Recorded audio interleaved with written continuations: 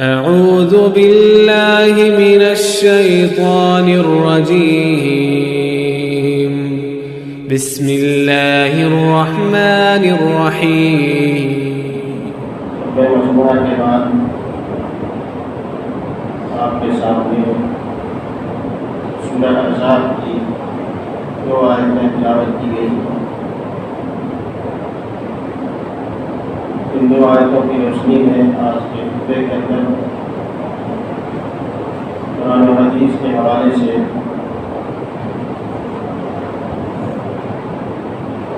بقرعید کے تعلق سے چند باتیں آپ کے سامنے رکھی جائیں گی.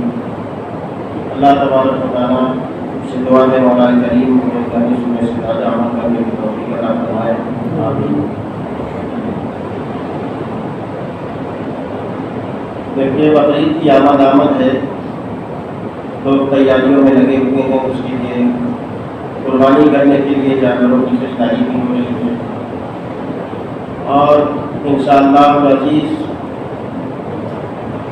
ذوالحجہ کا چاند جو 3 دن کے اندر انشاءاللہ نظر آنے والا ہے. اس تعلق سے میں چاہتا ہوں کہ آپ کے سامنے چونکہ بقرعید کی ایک مکمل تاریخ ہے اور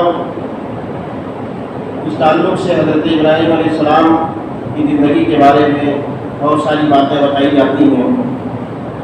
قربانی کے تعلق سے بہت سارے احکامات و مسائل ہیں. اس کے لیے ہمارے سامنے پورا ذوالحجہ کا مہینہ پڑا ہوا ہے. انشاءاللہ وہ سب باتیں آئیں گی. ابھی جو عملی چیز ہے بقرعید کے 10 دن پہلے عشرہ ذوالحجہ جس کو بولتے ہیں، اس کے اندر ہمارا عمل کیا ہونا چاہیے، اس کے کیا احکامات ہیں، اس کے کیا فضائل ہیں، وہ میں آپ کے سامنے رکھنا چاہتا ہوں. ذوالحجہ کے جو ابتدائی ایام ہے، ابتدائی 10 دن چاند دیکھنے کے بعد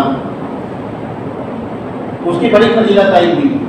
ہم لوگ بہت ہلکے میں لے لیتے ہیں، بہت ہی معمولی سمجھتے ہیں. یہ ابتدائی ایام جو ہے یہ بھی بس ایسے ہی ہے. اصل تو بقرعید کا دن ہے جس دن جو ہے گوشت کھانے کو ملتا ہے. بقرعید کا دن اپنی جگہ فضیلت والا ہے، مسلم ہے، لیکن اس سے جو 10 دن پہلے ہیں وہ کتنے اہمیت کے حامل ہیں. آپ ذرا دل لگا کر کے سنیے اور دعا کیجیے اللہ تعالیٰ مجھے توفیق دے میں آپ کو آپ کے سامنے وہ تمام چیزیں بیان کر دوں مختصر طور سے، تو لگے گا کہ ہاں واقعی یہ کتنا اہم دن. اور ان ایام میں ہم ایسے ہی نکل جاتے ہیں، ایسے ہی ہمارے ایام گزر جاتے ہیں روزمرہ کی طرح. جس طریقے سے سالوں بھر ہمارے ایام گزرتے ہیں اسی طریقے سے ان 10 دنوں کے ایام بھی گزر جاتے ہیں. ذوالحجہ کا مہینہ محترم مہینہ ہے. 4 مہینے جو احترام والے ہیں، ذوالقعدہ، ذوالحجہ اور محرم، اور پھر اس کے بعد آگے آ رہا ہے شعبان سے پہلے رجب.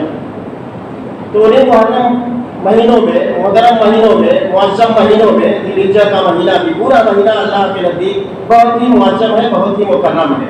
یہ قرآن کی آیت بھی ان عدۃ الشہور عند اللہ 12 شہرا، 4 مہینے جو ہے 12 مہینوں میں 4 مہینے اللہ کے نزدیک بہت ہی محترم ہے. لیکن ان مہینوں میں 10 ایام جو ہے ابتدائی 10 ایام چاند دیکھنے کے بعد جو 10ویں تاریخ تک 10 ایام ہوتے ہیں عشرہ ذوالحجہ جس کو بولا جاتا ہے، یہ کتنے اہم ہیں. تو سب سے پہلے قرآن پاک میں اللہ تبارک و تعالیٰ نے اس کی اہمیت بیان کر دی. اس کی قسم کھائی ہے ان 10 ایام میں. اور اللہ تبارک و تعالیٰ جب کسی چیز کی قسم کھاتا ہے تو وہ معمولی نہیں ہوتی، بہت غیر معمولی چیز، بڑی اعلیٰ شان والی چیز ہوتی ہے. جہاں جہاں بھی اللہ نے قسم کھائی ہے بہت ہی عظمت والی چیز ہے. یہ 10 ایام کی قسم کھائی اللہ نے. 30واں پارہ آپ نے پڑھا ہے، آپ پڑھیے والفجر ولیالin عشر والشفع والوتر. قسم ہے فجر کی، عید الاضحیٰ کے دن جو فجر ہوتی ہے اس کی قسم کھائی ہے. یعنی فجر بہت ہی عظیم ہے، بہت ہی عظیم ہے، بہت ہی عظیم ہے. لیکن ہمارا حال کیا ہوگا اگر گائے. ولیالin عشر اور 10 رات، 10 رات جو ہے 10 ایام جو ہے اس کی قسم کھائی ہے. 10 راتوں کی قسم، 10 ایام کی قسم. بہت ہی عظمت والے ایام ہیں یہ. اور اس کے بعد والشفع والوتر، جوس کی اور تاک کی، یعنی جوڑے کی قسم اور تاک کی قسم. تو اس کی اہمیت جو ہے ایام ذی الحجہ کی 10 ذی الحجہ جو 10 ایام ہیں ابتدائی، اس کی اہمیت اسی سے ظاہر ہو گئی۔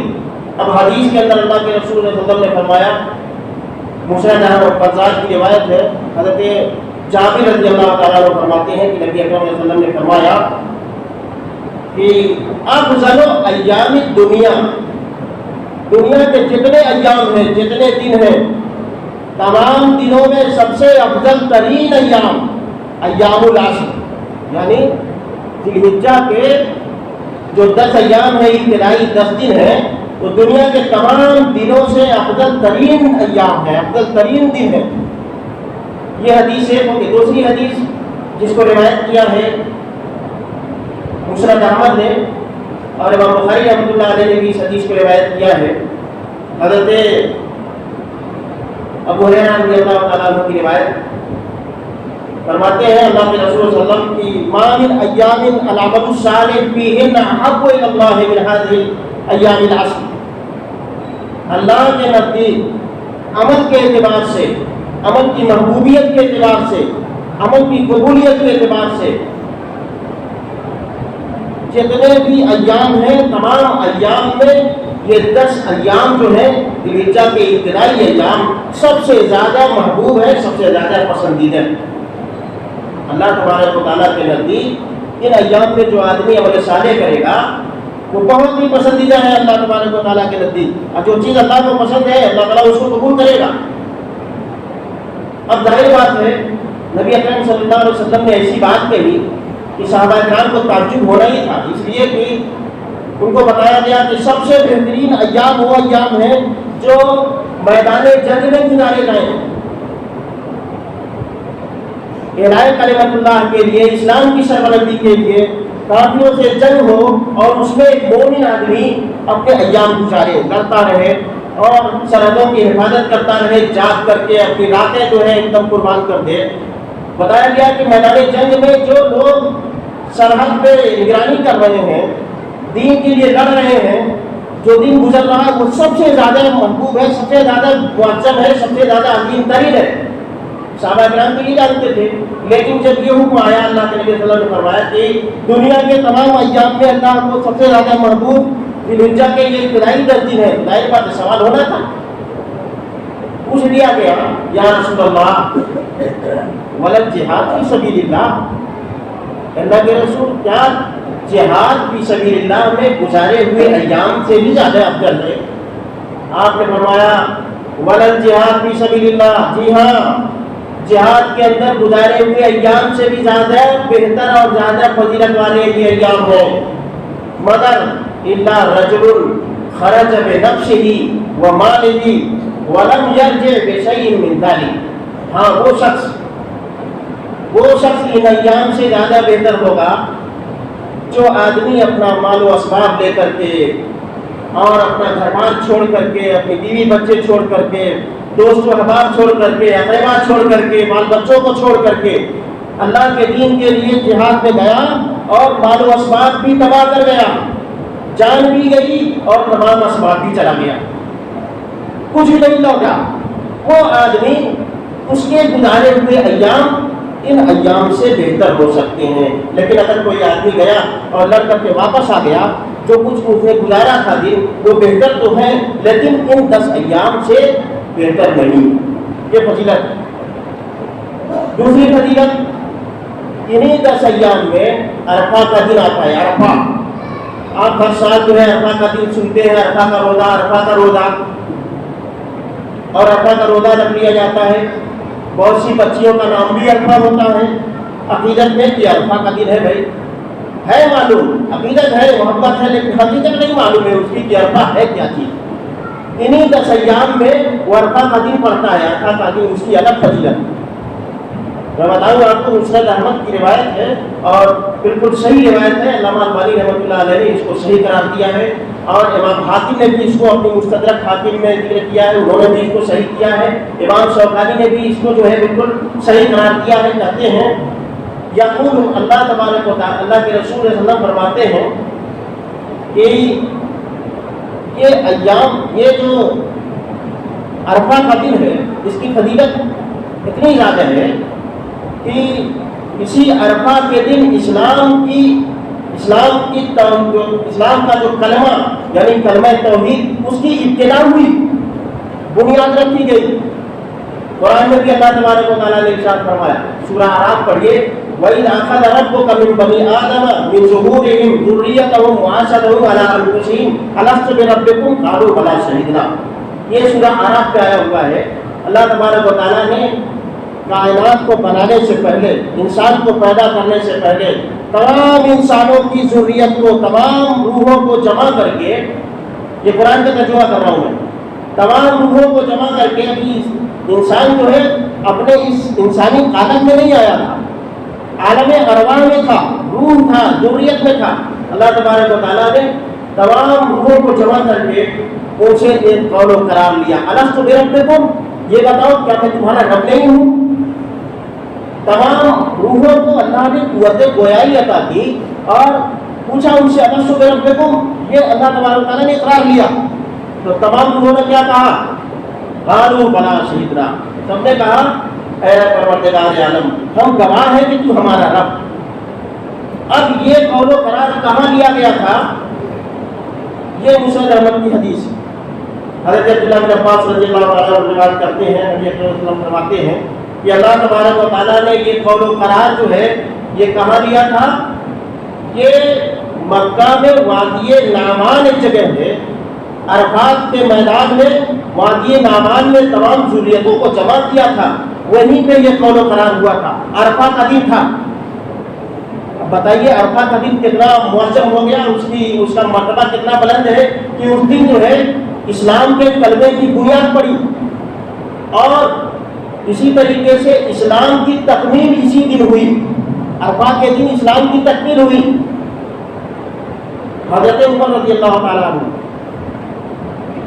سے یہودیوں نے پوچھا، بلکہ کہا کہ امیر المومنین، آپ کی جو کتاب ہے قرآن مجید، اس کے اندر ایک ایسی آیت نازل ہوئی ہے، ایک اتنی عظیم آیت نازل ہوئی ہے، وہ آیت اگر ہمارے مذہب میں نازل ہوئی ہوتی، ہماری کتاب میں اگر وہ نازل ہوئی ہوتی تو اس دن ہم میلہ لگاتے، عید کا دن مناتے اس دن۔ حضرت عمر فاروق رضی اللہ تعالیٰ نے پوچھا کون سی آیت بھائی؟ تو ان لوگوں نے کہا سورہ مائدہ کی آیت ہے، آیت نمبر 3، الیوم اکملت لکم دینکم واتممت علیکم نعمتی ورضیت لکم الاسلام دینا۔ آج میں نے تمہارے دین کو مکمل کر دیا۔ یہ میدان عرفات کی بات ہے، نبی اکرم صلی اللہ علیہ وسلم میدان عرفات میں جبل رحمت کے نیچے اونٹنی پر بیٹھے ہوئے تھے، یہ آیت کریمہ نازل ہوئی، دین اسلام کی تکمیل ہوئی۔ آج میں نے دین کو مکمل کر دیا اور اپنی نعمت کو بھی مکمل کر دیا، اور دین اسلام کو دین کی حیثیت سے اس کو لاگو کر کے اس سے راضی ہو گیا، اور رضیت لکم الاسلام دینا۔ یہ آیت کریمہ حضرت عمر رضی اللہ تعالیٰ عنہ کو لوگوں نے بتایا کہ یہ آیت اگر ہماری کتاب میں نازل ہوئی ہوتی، ہمارے مذہب میں نازل ہوئی ہوتی، تو ہم تو عید کا دن منا لیتے، ہر سال اس دن عید مناتے، میلہ لگاتے۔ حضرت عمر رضی اللہ تعالیٰ عنہ نے کہا تم کیا بتاؤ گے مجھ کو اس آیت کے بارے میں؟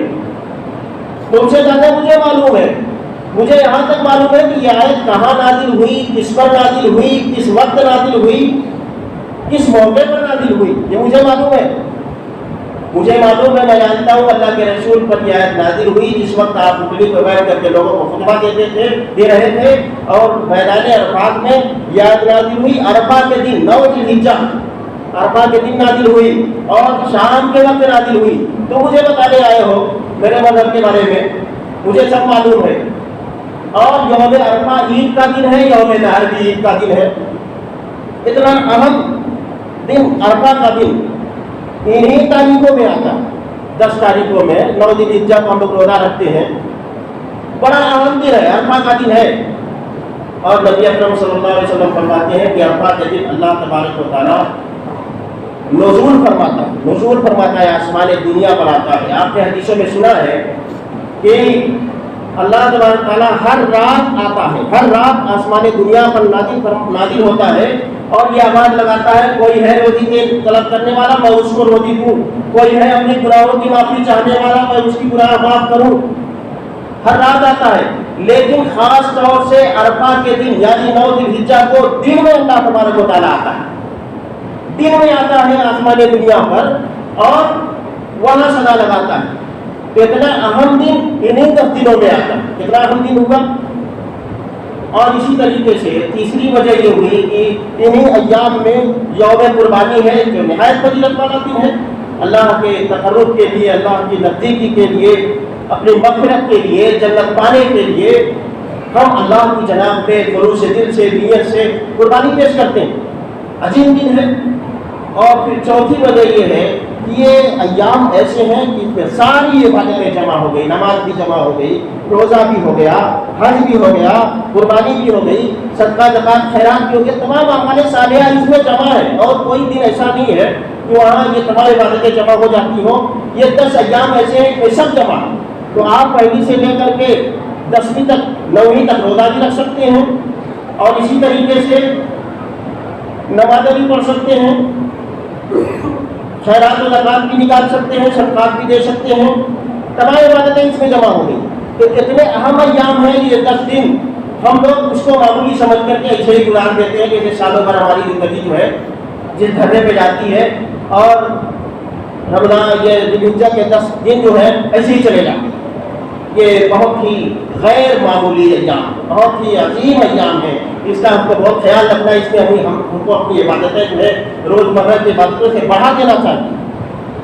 اب مستحب اعمال، نماز، روزہ، حج، زکات، جہاں تک ہو سکے، جو کچھ ہو سکے آپ سے، جیسے ہو سکے اللہ کے تقرب کے لیے آپ اپنے ایام میں کیجیے، یہ حکم ہے۔ زیادہ سے زیادہ ذکر و اذکار کیجیے، لیکن سب سے زیادہ آج ہم کو حالات کے اعتبار سے سب سے زیادہ جس عمل کی ضرورت ہے وہ ہے ذکر اللہ، اللہ کا یاد، اللہ کی یاد، اللہ کا ذکر۔ یہی اللہ کی یاد سے ہم غافل ہو چکے ہیں، تو آج سارے مسائل ہمارے اوپر، سارے مسائل ہمارے اوپر چاروں طرف سے گھرے ہوئے ہیں۔ اور یہ اللہ تبارک و تعالیٰ نے کہا ہے سورۃ طٰہٰ میں، من اعرض عن ذکری فإن له معیشۃ ضنکا، جو میری یاد سے، میرے ذکر و اذکار سے، اب ذکر و اذکار میں زبانی ذکر و اذکار بھی آ گئے اور دل کے ذریعے بھی ذکر و اذکار آ گئے، جسمانی ذکر و اذکار آ گئے، نماز پڑھنا، زکات دینا، صدقہ و خیرات کرنا، اسی طریقے سے خیر خواہی کرنا، جتنے بھی ہمارے صالحہ ہیں جسمانی طور سے وہ تمام کی تمام آ گئے۔ تو اللہ نے فرمایا کہ جو آدمی میرے ذکر و اذکار سے، میری طرف رجوع کرنے سے، میری طرف توجہ کرنے سے، نماز پڑھنے سے، روزہ رکھنے سے، اور اسی طریقے سے خیرات اور کرنے سے اور ہمارے صالحہ کرنے سے اعراض کرے گا، منہ موڑے گا، پیٹھ پھیرے گا، فإن له معیشۃ ضنکا، میں اس کی زندگی تنگ کر دوں گا، زندگی تنگ کر دوں گا۔ معیشت، تجارت بھی تنگ ہے، تجارت میں پریشان ہے ہم، ہماری تجارت کہاں جا رہی ہے، ہم کاروبار میں بھی پیچھے ہو رہے ہیں، دکانداری میں بھی پیچھے ہو رہے ہیں، بہت گھاٹا، بہت خسارہ۔ ہر آدمی جو ہے، چاہے چھوٹا سے چھوٹا کاروبار کرنے والا ہو، بڑا سے بڑا بزنس مین ہو، ہر آدمی کے اوپر یہی گلا شکوہ ہے کہ بہت ہی جو ہے پریشانی کا عالم ہے، بڑا خسارہ ہے، مزدوروں کی مزدوری کٹ رہی ہے، کاریگر پریشان ہے، مالی پریشان ہے، اور اسی گراہک لوگ سب پریشان ہیں۔ کیوں؟ اور اگر یہ کہا جائے کہ کیوں پریشانی ہے تو حکومت کو ہم لوگ کیا دے دیتے ہیں؟ الزام۔ ہم الزام انہیں دیتے تھے، قصور اپنا نکل آیا، قصور تو اپنا ہے۔ ہم نے اللہ سے جو تعلق ہونا چاہیے تھا ذکر و اذکار کا، زبانی اور دل بھی، قلبی اور جسمانی، وہ تمام تعلق توڑ کر کے رکھ دیا، جس کی وجہ سے اللہ تعالیٰ نے اپنا وعدہ پورا کر دیا، لاک ڈاؤن کی نافذ کر دیا۔ لاک ڈاؤن یہ کس کی طرف سے مصیبت آئی ہوئی ہے؟ یہ تو اللہ تبارک و تعالیٰ کی طرف سے ہماری کمی کی وجہ سے، ہماری کوتاہی کی وجہ سے ہے۔ ہم کسی کو الزام نہ دیں۔ من اعرض عن ذکری، جو میری یاد سے اعراض کرے گا، منہ موڑے گا، بھاگے گا، میری اطاعت و فرما برداری نہیں کرے گا، فإن له معیشۃ ضنکا، میں اس کی زندگی تنگ کر دوں گا۔ وہ لاک ڈاؤن کے ذریعے ہو، یا کسی بیماری کے ذریعے ہو، یا کسی حکومت کے ذریعے ہو، پریشانی آئے گی۔ پریشانی کس لیے آئی؟ ہماری کوتاہیوں کی وجہ سے۔ ہم نے ذکر کا جو تعلق تھا اللہ تبارک و تعالیٰ سے، اس کو جوڑنے کی ضرورت ہے، اور جوڑیں گے تو اللہ تعالیٰ نے فرمایا اذکرونی اذکرکم، مجھے یاد کرو جی، مجھے یاد کرو۔ دل سے مجھے یاد کرو، زبان سے یاد کرو، جسمانی طور سے یاد کرو، اطاعت و فرما برداری کرو، میرے احکامات کی پابندی کرو، میرے رسول سے محبت کرو، ان کی سنتوں پر عمل کرو، اچھی زندگی جیو، اسلامی زندگی جیو۔ اذکرکم، میں تمہیں یاد کروں گا، تمہیں یاد کروں گا، تمہاری مدد کروں گا۔ واشکرولی، میرا شکریہ ادا کرو، ولا تکفرون، ناشکری مت کرو جو مجھ نے تم کو دیا ہے۔ اس کی تفصیل اللہ کے رسول صلی اللہ علیہ وسلم نے ایک حدیث میں فرمائی ہے، ذکر کی کہ اللہ تبارک و تعالیٰ کیسے ہم کو یاد کرے گا۔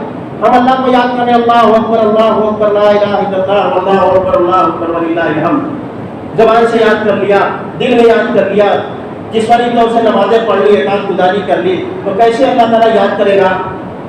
اللہ تبارک و تعالیٰ فرماتا ہے کہ حدیث قدسی ہے، بخاری کی روایت ہے، یقول اللہ تبارک و تعالیٰ، اللہ تعالیٰ فرماتا ہے، انا عند ظن عبدی بی انا معه اذا ذکرنی، میں اپنے بندے کے ساتھ اس کے حسن ظن کی وجہ سے، حسن ظن کے ذریعے اس کا ساتھ دیتا ہوں، اس کے ساتھ رہتا ہوں۔ میرا بندہ اگر مجھ سے حسن ظن رکھتا ہے، اچھا گمان رکھتا ہے کہ میں اللہ کا ذکر و اذکار کرتا ہوں، نماز پڑھتا ہوں، روزہ رکھتا ہوں، قربانی کرتا ہوں، تو اے اللہ مجھے ان تمام اعمال کے بدلے تو اپنے یہاں بہترین مجھے بدلہ دینا۔ تو اللہ تبارک و تعالیٰ کہتا ہے کہ اس کا گمان یہ ہے اچھائی کرنے کی وجہ سے کہ میں اسے اچھی جگہ دوں گا، تو میں اس کو اچھی جگہ ضرور دوں گا، میں اس کے گمان کے مطابق اس کے ساتھ عمل کرتا ہوں۔ وانا معه اذا ذکرنی، میں اس کے ساتھ ہوتا ہوں جب وہ مجھے یاد کرتا ہے۔ ان ذکرنی فی نفسہ ذکرتہ فی نفسی، اگر مجھے اپنے دل میں یاد کرتا ہے، اپنے جی میں یاد کرتا ہے، ذکرتہ فی نفسی، میں بھی اسے اپنے دل میں یاد کرتا ہوں۔ وَإِن ذَكَرَنِي فِي مَلَئٍ ذَكَرْتُهُ فِي مَلَئٍ خَيْرٍ مِّنْهُ، اور اگر کسی جماعت کے اندر یاد کرتا ہے، لوگوں کی جماعت ہے اور لوگوں سے باتیں کر رہا ہے، دھیان میری طرف ہے، گھر میں کام کر رہا ہے، دھیان میری طرف ہے، بازار میں خریداری کر رہا ہے، دھیان میری طرف ہے، اس کا سارا وجود، ساری توجہ میری طرف ہے، کام اس کا چل رہا ہے، تو لوگوں سے جب باتیں کرتا ہے، لوگوں کے جواب میں میرا تذکرہ کرتا ہے، ذکر و اذکار کرتا ہے، اپنا دھیان، اپنی توجہ میری طرف کرتا ہے، تو میں اس سے زیادہ بہتر جماعت میں اس کا تذکرہ کرتا ہوں، فرشتوں کی جماعت میں اس کا تذکرہ کرتا ہوں، میرا بندہ یاد کر رہا ہے مجھ کو۔ وَإِنْ أَتَانِي شِبْرًا، اگر میرے طرف ایک بالشت بڑھتا ہے، ایک بتا اگر میری طرف بڑھتا ہے اطاعت و فرما برداری کرنے کے لیے، نیک کام کرنے کے لیے، تو کیا ہے؟